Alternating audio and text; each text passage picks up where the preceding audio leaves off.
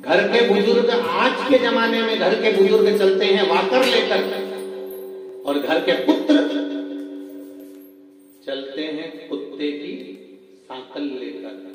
उनको बुजुर्ग को ले जाना या घुमाना या मंदिर या देवालय या शिवालय या शिव महापुराण की कथा तक ले जाने में बड़ा कष्ट होता है, और सवेरे सवेरे कुत्ते को छी कराने में इनको कष्ट नहीं हो रहा। जरा विचार करिए, अपने विचार में लाइए जरा इस बात को।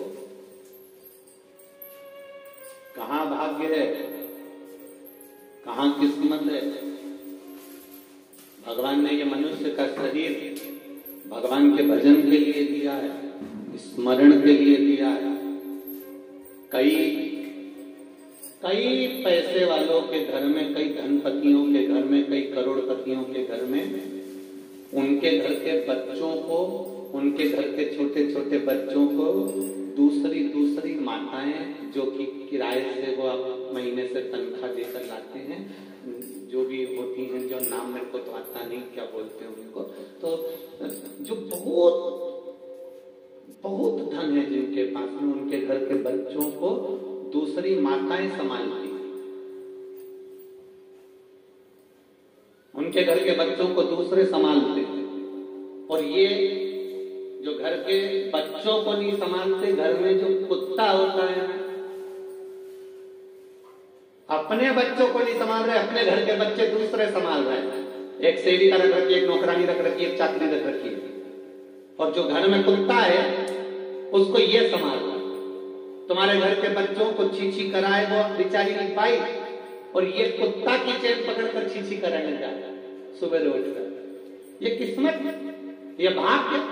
जरा विचार करिए, क्या भगवान ने केवल तुमको इसलिए जन्म दिया कि ब्रह्म मुहूर्त में उठना और सवेरे से उठकर तुम बस केवल कुत्ते के पीछे जाना? हमारा वेद और हमारा शास्त्र कहता है कि सुबह उठकर वेद और शास्त्रों के पीछे चलिए, सुबह उठकर भगवान के मंदिर की ओर चलिए, सुबह उठकर माता पिता के कमरे की ओर चलिए, सुबह उठकर गुरु के द्वार की ओर चलिए, सुबह उठकर कहीं परमात्मा की चौखट पर चलिए।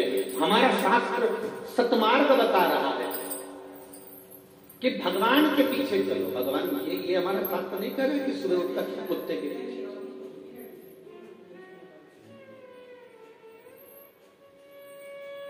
अगर तुम्हारा पुत्र अच्छा है, तुम्हारा बेटा अच्छा है, तो समझ लेना कि तुम्हारा पुण्य अच्छा था। तुमने जो पुण्य करा, तुमने जो दान करा, तुमने जो सत्कर्म करा, जो तुमने भजन करा, जो तुमने कीर्तन करा, वो श्रेष्ठ था।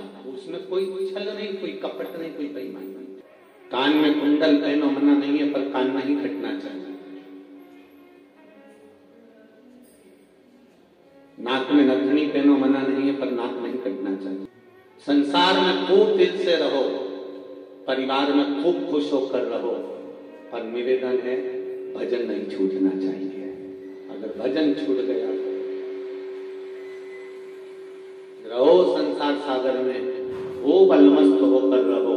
जितने खुश होकर रह सकते हो उतने खुश होकर रहिए, जितनी अलमस्ती से रह सकते हो उतनी अलमस्ती से रहिए। ये मानव का शरीर केवल रोने के लिए नहीं मिला है या बोझा ढोने के लिए नहीं मिला है। ये मानव का शरीर भगवान का भजन करने के लिए, स्मरण करने के लिए मिला है। इसको सतमार्ग की ओर लेकर चलो।